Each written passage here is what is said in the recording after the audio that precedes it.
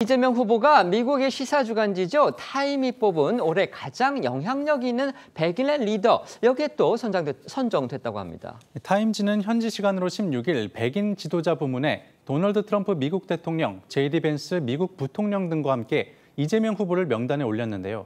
타임의 찰리 캠벨 에디터는 이 후보를 선정한 이유로 이 후보의 어린 시절 공장 노동자 생활 등 과거 이력과 작년 피습 사건을 비롯해 비상계엄 사태 이후 윤석열 전 대통령 탄핵 소추를 주도한 사실 등을 소개하며 이 후보가 극적인 인생 전기를 보였다고 했습니다.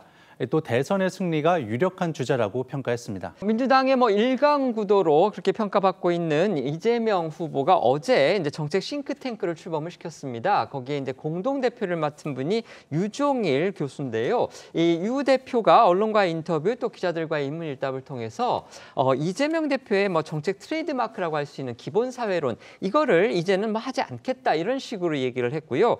그러면서 또 부동산 정책과 관련해서 특히 이 문재인 정부의 부동산 규제, 이게 아주 심했다. 이런 식으로 하면 안 된다. 이렇게 자기가 얘기를 했고, 이재명 후보도 거기에 대해서 좀 긍정을 한 듯한 그런 얘기를 하면서 이 부동산 정책과 관련해서 또 여러 구상을 밝혔습니다. 자, 어떻게 보십니까?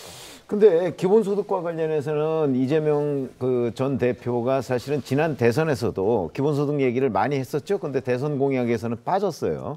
그런데 대선에서 패배하고 난 뒤에 또다시 기본소득 얘기를 했거든요. 그런 과정을 돌아보면 지금 유종일 대표가 얘기하는 저것이 정말 이재명 전 대표가 동의하고 있는 거냐, 이런 부분에 대해서 저는 의문을 가지지 않을 수가 없습니다. 왜냐하면 이재명 전 대표 본인이 얘기를 해도 또 공약에 들어갔다가 나왔다가 나중에 또 본인 소신이라고 얘기했다가 이러는 판인데, 지금 유종일 대표가 이렇게 간접적으로 전하는 이재명 전 대표의 입장을 보면 동의하는 것 같기도 하지만 그걸 과연 신뢰할 만한가 하는 점에서는 상당한 의문이 있다. 이런 점에서는 또 하나의 선거 전략 이런 거 아니겠나 싶습니다. 네.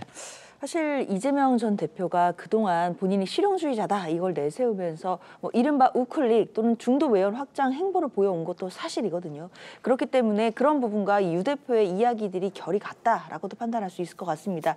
또한 싱크탱크의 이름이 성장과 통합이거든요. 성장이라는 말이 앞에 나옵니다. 결국 성장을 통해야지만 분배를 할 수 있다라는 점, 그 부분들을 강조한다라고 한다면 중도 외연 확장 부분에서도 대선에서 관련된 정책들을 좀 내놓을 수 있지 않을까라는 기대가 됩니다.